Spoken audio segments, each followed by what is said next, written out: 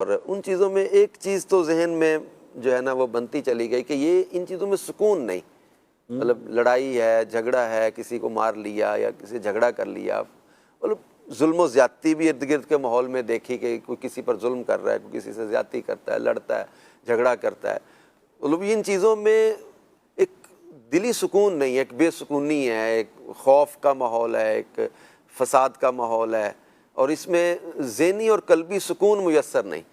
खुद भी जैसे मतलब है कि कॉलेज लाइफ सॉल्व रहे कुछ अर्सा, लेकिन एक चीज़ ये तो तय हो चुकी थी कि ये इन चीज़ों में मज़ा भी नहीं है, सुकून भी नहीं है। तो शरीफ लोग फिर ऐसे लोगों के करीब भी नहीं आते, फिर वो इनको इसी तरह के दोस्त, उसी तरह के मतलब के मारधार वाले लोग मिलते हैं, क्योंकि हर जगह शरीफ तबका भी होता है जो इन चीज़ों को पसंद नहीं करता, तो फिर वो ऐसों को कि ना करीब आता है, ना ऐसों को कभी दोस्त बनाता है, ना ऐसों को कभी उसकी को गैदरिंग नसीब होती, फिर वो उसी तरफ उसका रुख रहता है जहाँ मारधार हो रही होती है। जी ऐसे ही हो, उसकी मतलब लाइफ ही ऐसी माहौल में चली जाती है कि वो मतलब है उसका। तो ये आपके इर्द गिर्द का हाल था। जी फिर क्या हुआ? फिर ऐसा हुआ कि एक दो बड़ी लड़ाइयाँ हो गई, अच्छा। फिर उसमें रिवर्स हुए, फिर वापस मैं अपने वारबर्डन आ गया था। मैं मैट्रिक के बाद चला गया था कॉलेज, पिंडी पढ़ने चला गया था, मामू थे मेरे वहाँ पे, तो मामू भी पुलिस में थे। अब उसके बाद वो उसमें एक और माहौल था। तो जानते नहीं मेरा मामू पुलिस में? ये चीज़ जानते नहीं सही मेरा पकड़ा, मामू पुलिस में? सही पकड़ा आपने। तो वो चीज़ और एक और मतलब अच्छा, हाँ, आ जाती है। नफ्स को ये करती थी कि हम तो, मेरा मामू तो SHO उस इलाके के SHO, वो इंस्पेक्टर हो तो बोलो उसमें फिर और ज़्यादा वो उसमें बेबाकी सी आ जाती कि मैं जानते नहीं कौन हूँ। तो लेकिन उसके बाद फिर ऐसा हुआ कि मैं वारबर्टन वापस आया तो मुझे वहाँ दावत इस्लामी का मतलब वो दौर ऐसा था कुछ अर्सा मेरा ज़िंदगी का बहुत ज़्यादा बेसुकूनी में गुजरा, बहुत ही ज़्यादा, जिसको कहते हैं। होता है ज़रूर ऐसा कि शायद अगर क्योंकि मदनी चैनल के नाजरीन को भी ये मैसेज चला जाए तो बेहतर है कि इस तरह की मारधार वाली ज़िंदगी और लड़ाई झगड़े वाली ज़िंदगी, एक दूसरे के ख़िलाफ़ चलने वाली ज़िंदगी और बस मुसलमानों को तकलीफ़ देना, ज़्यादती करना, बदमाशी करना, फिर इसी तरह के गैदरिंग में रहना, जब माहौल ही हमने बेसुकून बनाया हुआ है तो हमें सुकून कहाँ से मिलेगा?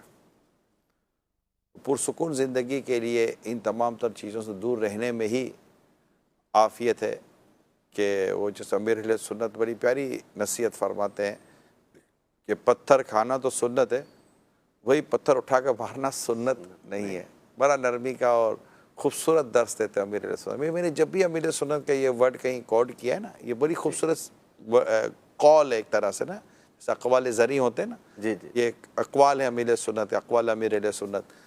तो इसमें से ये एक जहाँ भी मैंने ये कोड किया है, बयान किया है कि हमारे पीर व मुर्शिद बुज़ुर्ग यही फरमाते हैं, तो वो क्योंकि ये सुनने वाले के लिए भी अच्छा साउंड करता है लफ्ज़, बनती खूबसूरत वर्ड है ना कि पत्थर खाना तो सुन्नत है, वही पत्थर उठा के मारना सुन्नत नहीं है। ये साउंड बहुत अच्छा करता है।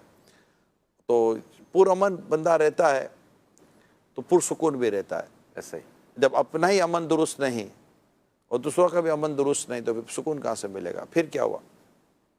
उन दिनों में मुझे दावत इस्लामी के एक इस्लामी भाई मिले। अच्छा। वो ये उस वक्त इन्होंने एक बयान का कैसेट मुझे दिया तोहफे में, तो सुनने के लिए दिया। तो मैंने कहा यार वो मैं सुनता नहीं हूँ, मतलब उन्होंने कहा नहीं आप सुने, सुनाता हूँ। हाँ जी आप सुने जो सुनाता था। ठीक है, ठीक। तो इन्होंने कहा नहीं नहीं आप सुने, ये तो मतलब है कि हमारे पीरो मुर्शिद हैं और बड़ा अच्छा बयान होता है इनका। मैं थोड़ा कॉलेज लाइफ में एक तो वो फेज़ था, एक और फेज़ था कि जो औलिया किराम के बारे में दिल में अकीदत ना रहना, ओके, और वो जहन में वो चीज़ें, तो मैं इन चीज़ों से भी और भी था कि यार आप लोग तो यूँ करते हैं तो यूँ करते हैं। तो उसने कहा आप ये बयान सुने तो सही ना। मुझे लगा कि इसमें वो होगा, किसी को माज़अल्लाह गाली दे रहे होंगे, किसी को कुछ कर रहे होंगे, मेरे जहन में ये चीज़ें भी बैठी हुई थी कुछ। तो उन्होंने कहा नहीं आप बयान सुने, ये हमारे शेख हैं, हमारे मुर्शिद हैं, तो मतलब मैंने ले लिया। मेरा बस उस वक्त मैं लेते हुए मेरी नीयत वाकई सुनने की नहीं थी। नहीं थी। ओह। मैं कहा ये बार बार कह रहा, चलो मैं रख लेता हूँ कैसेट, अब क्या उसको मतलब बहस करूँ। लेकिन वो पता नहीं कैसे फिर मैंने वो लगा ली कैसे। हाँ। तो वो बयान था पैगाम फ़ना। पैगाम फ़ना। पैगाम बहुत फ़ना।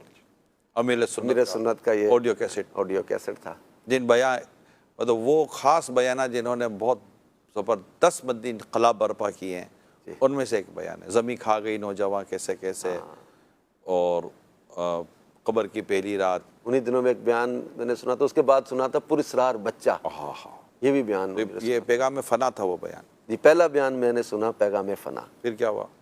ये सुन के वाकई मुझे मतलब एक तो ऐसा भी बयान होता है? ऐसा भी बयान होता है, और नसीहत वाकई वो बात चीज़ें तो हम अकीदत के उसमें अब कोई ले ले तो ले ले, लेकिन उस वक्त मैं अकीदत में नहीं सुन रहा था, सच्ची बात है। मैं वैसे एक सुन रहा था कि ये कोई मुबल्लिग हैं या कोई बयान कर रहे हैं, लेकिन वाकई जो नसीहत असर करती है ना, तो बा अमल बा असर होता है। जैसे मेरे लिए सुन्नत का है फरमान भी हमने पढ़ा, वो वाकई ये कही है, दिल पे असर की बातें। फिर क्या हुआ? लम्हा लम्हा मौत के करीब हो रहे हैं। हाँ। घड़ी जो है ये पैगाम फ़ना दे रही है। सूरज तुलू होता है, डूब जाता है।